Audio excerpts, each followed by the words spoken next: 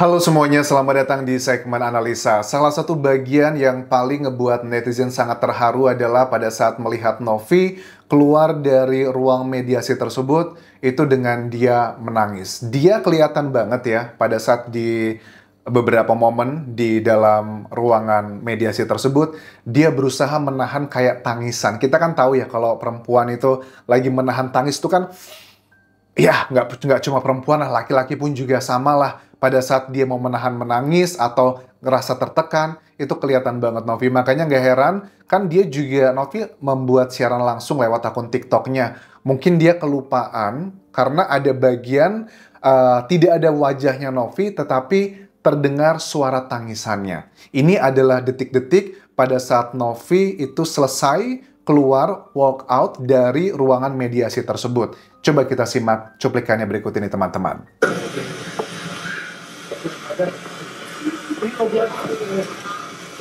Oh.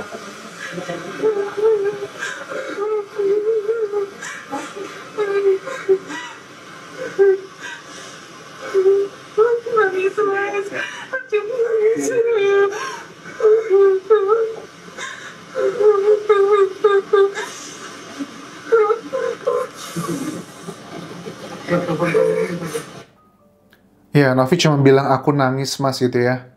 Langsung dimatikan. Karena memang bagian ini yang nggak mau Novi tunjukkan sepertinya ke media ataupun juga ke masyarakat. Hah, ini kan luar biasa menyedihkan sekali ya. Dan speechless ya aku ngomong kemarin, melihat kejadian kemarin, Novi begitu. Makanya kita memahami bahwa ada sejumlah kuasa hukum dari Novi ya, dan juga tim kuasa hukum donatur, mereka menilai bahwa pada saat ada statement dari timnya Farhad Abbas bahwa pokoknya pengacara yang unyu-unyu katanya tidak diundang dalam mediasi tersebut.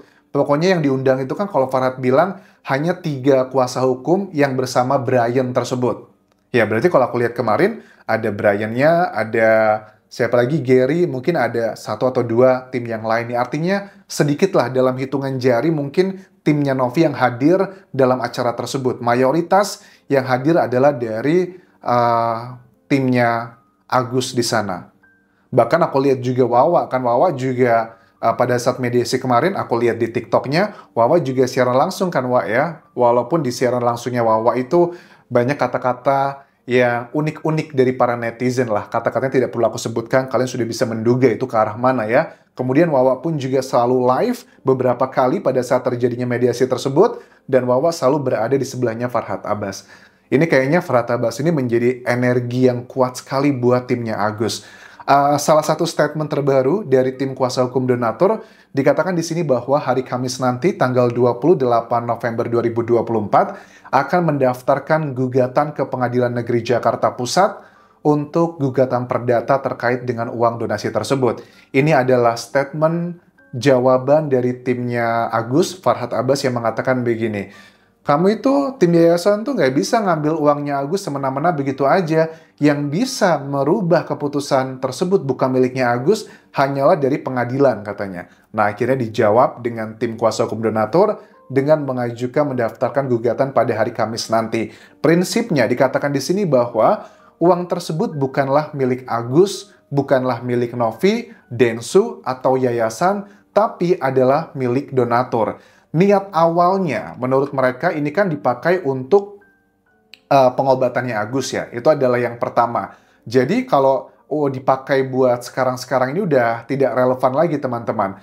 Kalau aku cek dari link suaraku yang dibuat oleh tim donatur di sini, sampai hari ini ada 4 pilihan yang diserahkan kepada Agus Salim itu 12 donatur, 2.208.000. Donasi dialihkan kepada pihak lain yang lebih membutuhkan, ada 333 donatur, nilainya 124.799.485, dan dikembalikan kepada donatur ada 111 orang dengan nilai 45.136.000, Dan yang terakhir adalah data pengumpulan uang dengan cara melawan hukum, ini adalah yang mayoritas. 4.804 donatur sepakat untuk melakukan ini dengan nilainya adalah 1.215.920.217 rupiah.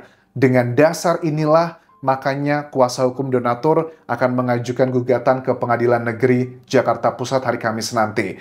Dan barang bukti apa aja yang akan dibawa? Yang pertama adalah barang bukti mengenai 500 surat kuasa elektronik dan juga dibubuhkan materai elektronik. Jangan sampai bilang nih nanti ada tim sebelah nggak adil, bukan nggak adil ya, tidak syah katanya kalau materainya itu elektronik. Nah, ini knowledge nih ya buat tim sebelah kalau mengatakan hal itu tersebut tidak valid. Waktu perekrutan CPNS di Indonesia yang ratusan ribu itu kan ya, kan nggak didaftar satu persatu, tapi juga pakai materai elektronik. Jadi secara syah atau enggak, ini sudah syah teman-teman. Terus juga ada bukti berikutnya, bukti transfer dan juga data donatur serta mutasi rekening.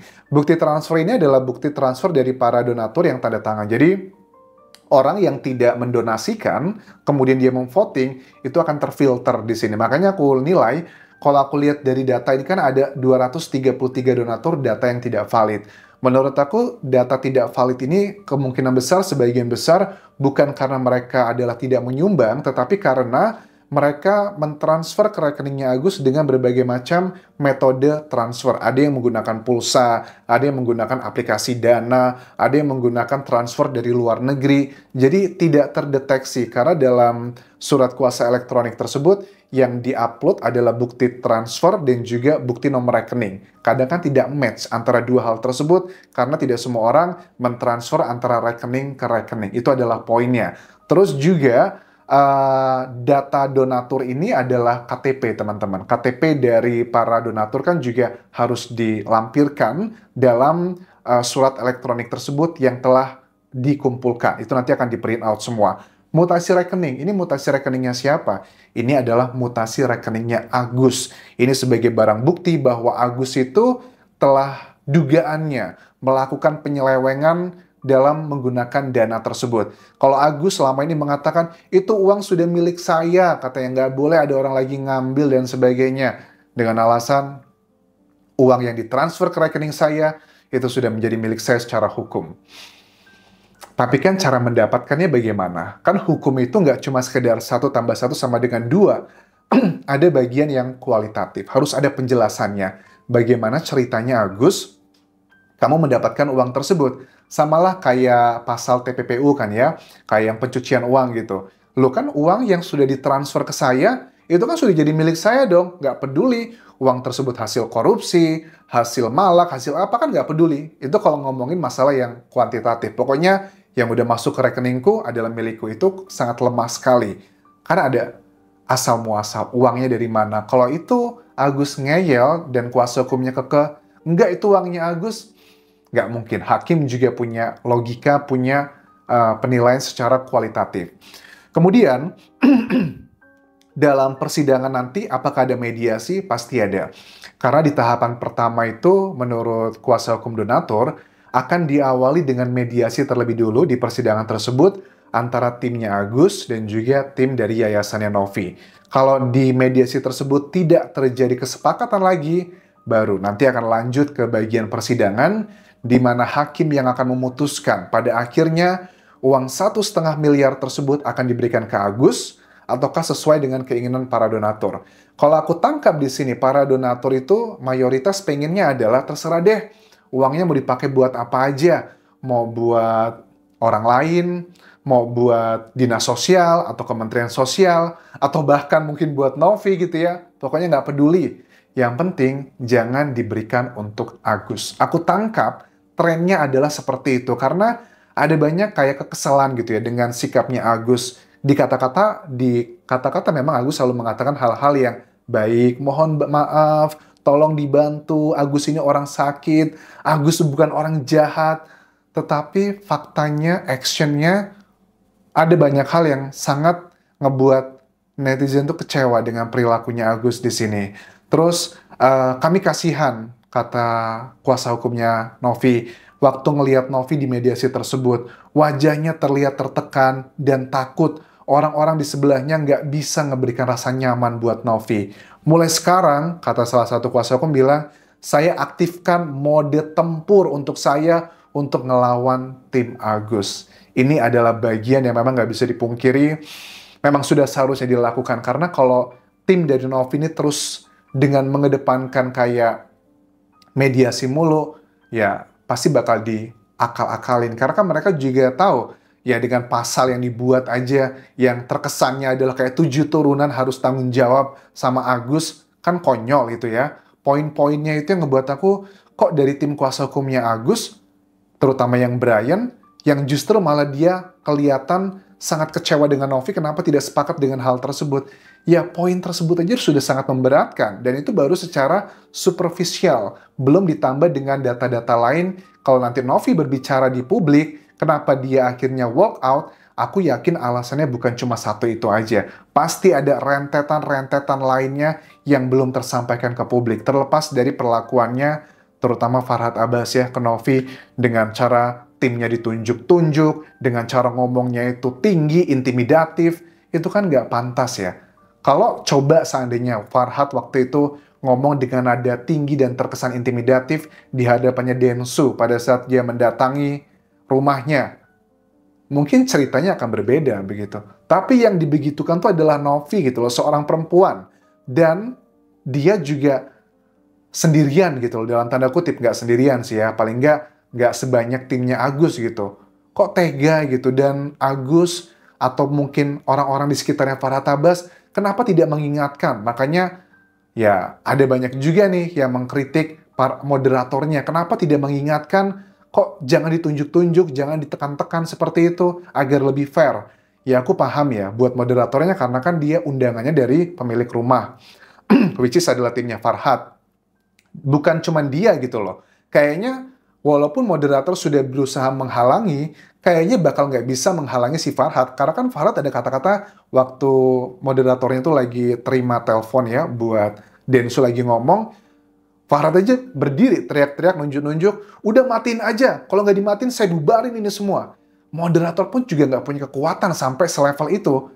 Nah makanya kan serba salah posisinya dari sang moderator gitu loh. Karena dia diundang oleh timnya Farhad, aku tangkap di sini, dan juga dia nggak punya kapasitas untuk ngelarang semua itu. Bahkan Farhad aja berani mengatakan, matiin sekarang tuh Densu nomor teleponnya, kalau nggak saya bubarin. Kemudian dia nunjuk-nunjuk Gary, kamu mau ngadu domba ya, katanya gitu. Gila kan, orang ngedown lah dibegituin gitu. Jadi ya kita lihat nanti kelanjutannya seperti apa. Apakah laporan-laporan dari timnya Densu untuk Farhad ini akan terus berlanjut, ataukah malah sebaliknya? Kita lihat nanti perkembangannya seperti apa. Terima kasih sudah menonton, sampai ketemu lagi di video berikutnya. Tinggalkan like dan juga komen, subscribe channel YouTube ini, kita akan terus kawal kasus ini hingga tuntas, sampai ada keadilan dengan perlakuan-perlakuan yang diterima oleh timnya Novi. Terima kasih sudah menonton, sampai jumpa.